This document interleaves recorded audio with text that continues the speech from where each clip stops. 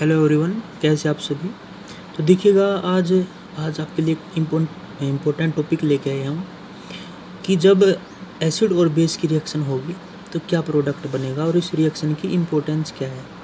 तो ध्यान रखिएगा, एसिड प्लस बेस, इन दोनों की रिएक्शन से क्या बनेगा। तो ध्यान रखिएगा, इन दोनों की रिएक्शन से साल्ट प्लस वाटर, ये प्रोडक्ट हमारे बनेंगे। जब एसिड को बेस से रिएक्ट करवाएंगे तो साल्ट बनेगा और वाटर बनेगा। काफ़ी इंपॉर्टेंट रिएक्शन है, काफ़ी इंपॉर्टेंट रिएक्शन है। कैसे इंपॉर्टेंट है, जैसे धीरे धीरे हम आगे प्रोसीड करेंगे आपको पता लगेगा। मान लीजिए आप इस रिएक्शन को दिखाना चाहें कि रिएक्शन कैसे कंप्लीट होगी, तो मैंने एक स्ट्रॉन्ग एसिड ले लिया HCl, आप सभी जानते हैं ये हाइड्रोक्लोरिक एसिड होता है, प्लस एक बेस ले लिया मैंने सोडियम क्लोराइड NaOH, आप सभी नाम जानते हैं, ये सोडियम क्लोराइड है और ये हाइड्रोक्लोरिक एसिड है। जब इन दोनों की रिएक्शन करेंगे तो होगा क्या, देखिएगा इसका रिएक्शन मैकेनिज्म कैसे बनेगा। यहाँ पे ध्यान दीजिएगा कि यहाँ पे HCl है, ये H पॉजिटिव और Cl नेगेटिव आयन में ब्रेक डाउन होगा हमारा। HCl H पॉजिटिव और Cl नेगेटिव में ब्रेक डाउन होगा। इसी तरीके से जो सोडियम हाइड्रोक्साइड है ये Na पॉजिटिव और OH नेगेटिव आयंस में ब्रेक डाउन होगा।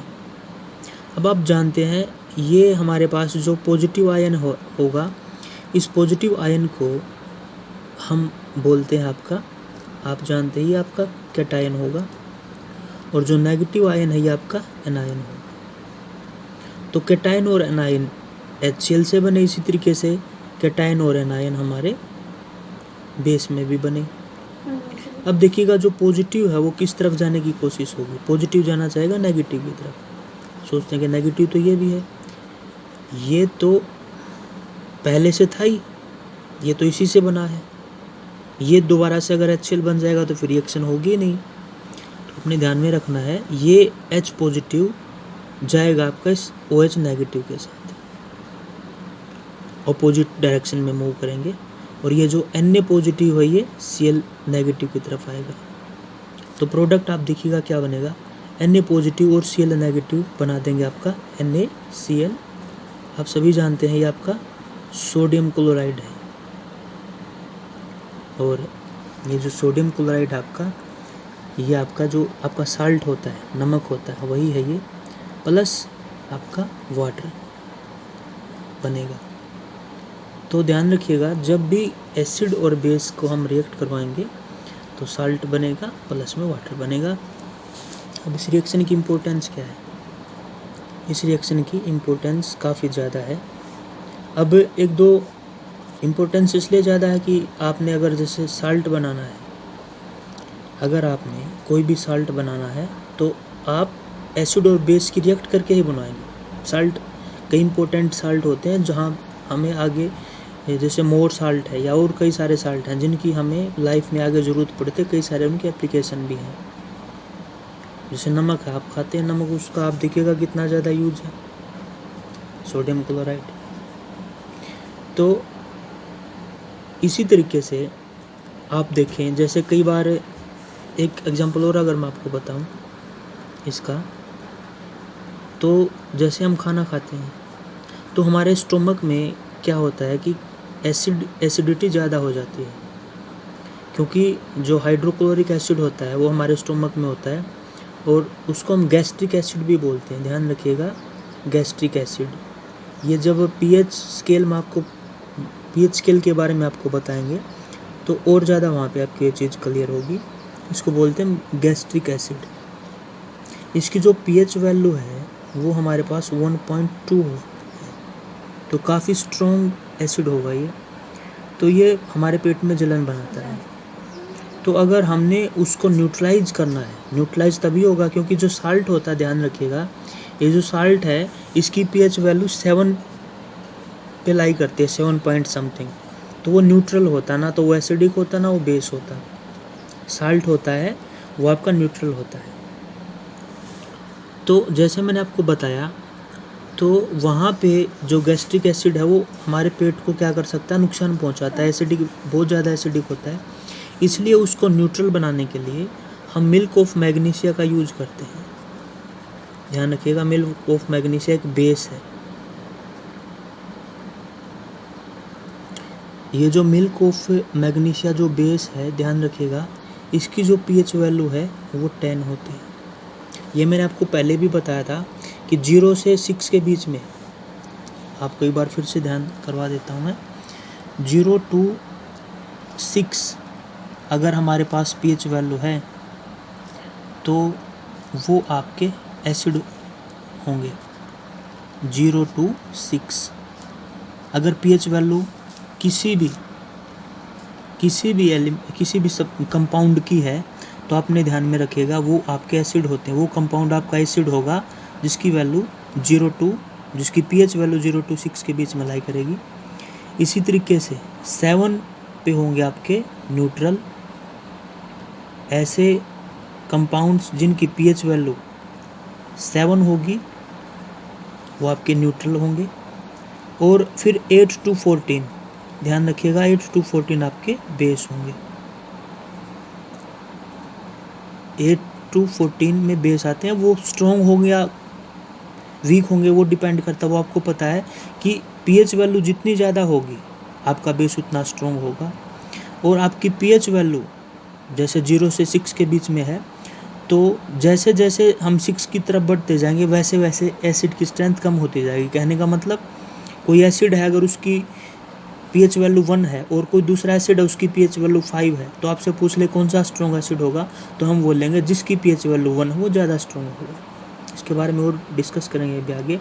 अभी बस आपको ये बताना था यहाँ पे कि किस तरीके से जो है हमारे साल्ट बनते हैं। जैसे मैंने आपको बताया गैस्ट्रिक एसिड होगा तो वहाँ पे तो एसिड है, और ये मिल्क ऑफ मैग्नीशिया है, ये आपका क्या है, एक बेस है। ये बेस है और गैस्ट्रिक आपका एसिड है, नाम से ही पता लग रहा है।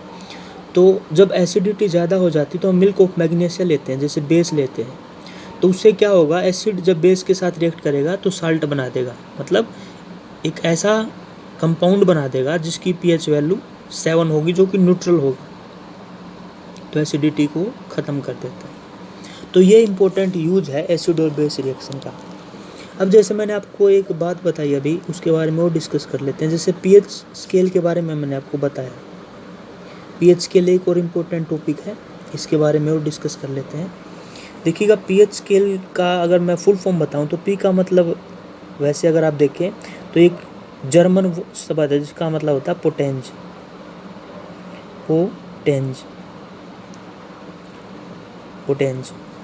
और ये जो पोटेंज वर्ड है, जर्मन वर्ड है एक्चुअली में, ये ध्यान रखना आपने, ये जर्मन वर्ड है, जर्मनी देश के लोगों ने बनाया इसको। तो ये पोटेंज है, इसका मतलब होता है पावर। पावर किसके लिए, हाइड्रोजन की पावर। तो हाइड्रोजन की स्ट्रेंथ कितनी है, हाइड्रोजन आयंस की स्ट्रेंथ कितनी है किसी भी सॉल्यूशन में, तो वो उसको बताने के लिए pH वैल्यू बताया गया है। तो pH को आप ये भी बोल सकते हैं, P का मतलब आप बोल सकते हैं पोटेंशियल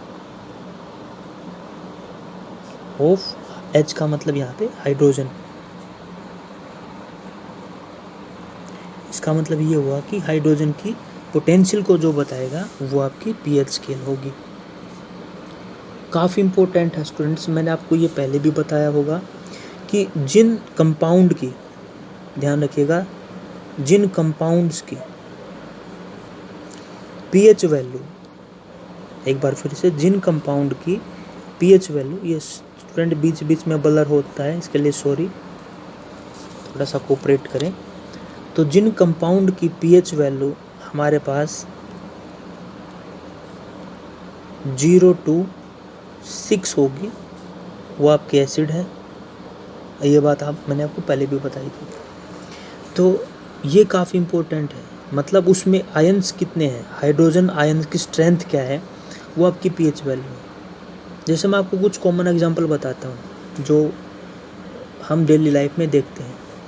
जैसे देखिएगा, कुछ कंपाउंड मैं पहले लिख देता हूँ। जैसे पहले हमारे पास गैस्ट्रिक एसिड है, अगर आपको पता हो तो आप अनुमान लगाइएगा। ये मेरे पास कंपाउंड है, ये कंपाउंड होंगे कौन कौन से हैं, और इस साइड में लिखेंगे उन कंपाउंड की हम pH वैल्यू क्या होगी। जैसे पहला कंपाउंड है मेरे पास गैस्ट्रिक एसिड, तो गैस्ट्रिक एसिड की जो pH वैल्यू होगी वो आपने ध्यान में रखना है वो हमारे पास 1.2 होगी, यानी कि 1.2 किसकी रेंज में आती है, एसिड में, और स्ट्रॉन्ग एसिड में आता है 1.2। पीएच की वैल्यू जितनी कम होगी एसिड आपका उतना ही स्ट्रॉन्ग होगा, ये आपने ध्यान में रखना है। इसी तरीके से अगर मैं एक और एसिड ले लूँ, जैसे लेमन का जूस ले लूँ मैं, आप जानते हैं जैसे नींबू होता है जो, वो भी एसिडिक नेचर का होता है। लेमन जूस अगर हम लें तो जो उसकी पीएच वैल्यू होगी, उसकी पीएच वैल्यू आपने ध्यान रखना वो 2.2 होगी, यानी कि गैस्ट्रिक एसिड होगा 2.2। अब देखिए यहाँ पे कंपेयर भी कर लेते हैं हम कि जैसे दो वैल्यूज हुई 1.2 और 2.2, पूछे कोई बताइए एसिड है या बेस है, तो डेफिनेटली आप अनुमान लगाएंगे कि बेस होता तो बेस की पीएच वैल्यू तो 7 से ऊपर मिलती, मतलब 8 एंड 14 के बीच में लाई करती, लेकिन ये तो 7 से भी कम है, मतलब 7 पे तो न्यूट्रल है, 6 तक होता है एसिड आपका।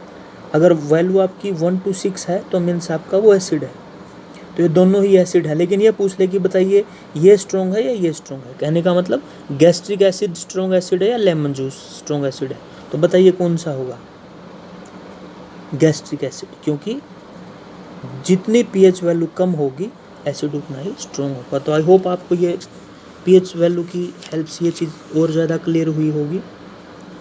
इसी तरीके से आपसे ये पूछ ले कि बताइए जो प्योर वाटर है हमारे पास, जो प्योर वाटर है उस प्योर वाटर की पीएच वैल्यू क्या होगी, तो आई होप आप बता पाएंगे, अनुमान लगा पाएंगे। कॉम्पिटिटिव एग्ज़ाम में भी ये चीज़ें आपको आगे काम आएंगी। तो स्टूडेंट ये बीच बीच में ब्लर हो रहा है, उसके लिए थोड़ा सा कोऑपरेट करें आप। प्योर वाटर के लिए जो पीएच वैल्यू होगी वो होगी हमारी 7.4। इसी तरीके से ध्यान रखिएगा ये 7.4 होगी प्योर वाटर के लिए। कॉम्पिटिटिव एग्ज़ाम में भी पूछी जा सकती है चीज़ें, तो ध्यान रखिएगा। इसी तरीके से मिल्क ऑफ मैग्नीशिया, मैंने आपको बताया मिल्क ऑफ मैग्नीशिया, ध्यान रखिएगा। इसी को हम मैग्नीशियम हाइड्रोक्साइड भी बोलते हैं, मैग्नीशियम हाइड्रोक्साइड। जैसे सोडियम हाइड्रोक्साइड होता है वैसे मैग्नीशियम हाइड्रोक्साइड है। इसका फार्मूला होता है MgOH2। और ध्यान रखिएगा ये एक एंट एसिड भी है। एंट एसिड्स क्या होते हैं, वो सब्सटेंसेस जो एसिडिटी को कम करने के काम आते हैं, ये एक एंट एसिड्स भी है। तो इस डेफिनेटली आपको पता है कि अगर ये एसिडिटी को कम कर रहा है तो एसिडिटी को कम करने का मतलब न्यूट्रल बनाएगा, न्यूट्रल मतलब साल्ट बनाएगा। तो साल्ट कौन बनाएगा, आपका एसिड के साथ कोई ना कोई बेस ही होगा। तो डेफिनेटली इसकी वैल्यू आपको 8 से ज़्यादा मिलने वाली है, 8 और 14 के बीच में होगी, ये तो अनुमान आपने लगा लिया। तो इसकी वैल्यू होगी 10। किसकी वैल्यू होगी, ये पीएच होगा, किसके लिए, मिल्क ऑफ मैग्नीशिया के लिए, जिसको हम मैग्नीशियम हाइड्रोक्साइड भी बोलते हैं, एक एंट एसिड है और इसकी वैल्यू होगी 10। काफ़ी इंपॉर्टेंट है, ध्यान रखिएगा। इसी तरीके से सबसे स्ट्रॉन्ग बेस एक और भी आप सभी जानते हैं, सोडियम हाइड्रोक्साइड, जो कि सबसे स्ट्रॉन्ग बेस की कैटेगरी में सबसे स्ट्रॉन्ग है। और OH आपको पता है नेगेटिव आयन देते हैं, तो इसका फार्मूला भी जैसे सोडियम है तो Na सोडियम का हुआ, और OH नेगेटिव आपका हाइड्रोक्साइड। काफ़ी स्ट्रॉन्ग बेस है, ध्यान रखिएगा, स्ट्रॉन्ग बेस है, काफ़ी स्ट्रॉन्ग बेस है। तो इसकी आपको देखिएगा वैल्यू, बेस है तो इसका मतलब 8 और 14 के बीच में लाई करेगी, काफ़ी स्ट्रॉन्ग है तो आपको पता है इसका मतलब इसकी वैल्यू ज़्यादा होनी चाहिए। ज़्यादा का मतलब सबसे जो मैक्सिमम हो सकती है 14, तो 14 वैल्यू है पीएच की सोडियम हाइड्रोक्साइड के लिए। तो इस तरीके से हमने देखा यहाँ पे कि हमारे पास जो डिफरेंट कंपाउंड हैं, एसिड हैं, उनकी पीएच वैल्यू देखी 1.2, 2.2 गैस्ट्रिक एसिड और लेमन जूस की। फिर वाटर जैसे न्यूट्रल होता है 7.4 होना भी चाहिए, क्योंकि अगर 7 से वैल्यू कम आएगी तो एसिडिक हो जाएगा, तो भी हमारे लिए नुकसानदायक है वो वाटर। और अगर 7 से ज़्यादा हो जाएगी तो बेसिक हो जाएगा, तो भी नुकसानदायक है। तो हमारे लिए जो खाने पीने की चीज़ें वो न्यूट्रल ही ठीक रहेंगी, क्योंकि ज़्यादा बेसिक भी हमारे शरीर को नुकसान देगा और ज़्यादा एसिडिक भी नुकसान देगा। एसिडिटी आप जानते हैं हमारे स्टोमक में हाइड्रोक्लोरिक एसिड होता है, तो एसिडिटी ज़्यादा होती है, तो उसको कम करने के लिए हम एंटासिड्स का यूज़ करते हैं, जो कि हमारे पास आपका मैग्नीशियम हाइड्रोक्साइड है, और ये काफ़ी इंपॉर्टेंट सब्सटेंस आपके पास जो कि हम यूज करते हैं एसिडिटी को कम करने के लिए। तो स्टूडेंट आज हमने देखा, सबसे पहले मैंने आपको बताया कि एसिड और बेस की रिएक्शन कैसे होगी, कौन से कंपाउंड बनेंगे, एक तो रिएक्शन करके बताइए आपको मैंने किस तरीके से होगी। फिर पीएच स्केल के बारे में बताया, पीएच स्केल के बारे में ये बताया कि पीएच का मतलब होता है पोटेंशियल ऑफ हाइड्रोजन, कि हाइड्रोजन की जो आयन्स हमारे पास वो कितनी स्ट्रेंथ में है, वही स्ट्रेंथ उसकी एसिडिटी और बेसिसिटी को बताएगी। अगर 0 to 6 है पीएच की वैल्यू तो एसिड होगा, 6 to या आप मान लीजिए 7 होगा, 7 पे आपका न्यूट्रल होगा, और 8 to 14 अगर वैल्यू है तो आपका बेसिक नेचर का होगा। तो आई होप स्टूडेंट आपको ये टॉपिक क्लियर हुआ होगा। फिर भी अगर आपका कोई डाउट है तो कमेंट बॉक्स में अपने कमेंट करके पूछिए, अपने डाउट्स को कमेंट कीजिए। अच्छा लगा हो तो वीडियो को लाइक कीजिएगा, और आपका अपना channel science expert Rajesh Kumar को सब्सक्राइब कीजिएगा, ताकि हमें सहयोग मिले और अच्छे वीडियोज़, अगर आप अच्छा रिस्पॉन्स देंगे तो और ज़्यादा अच्छे वीडियोज़ हम आने वाले दिनों में आपके लिए बनाएंगे। Thanks for the watching.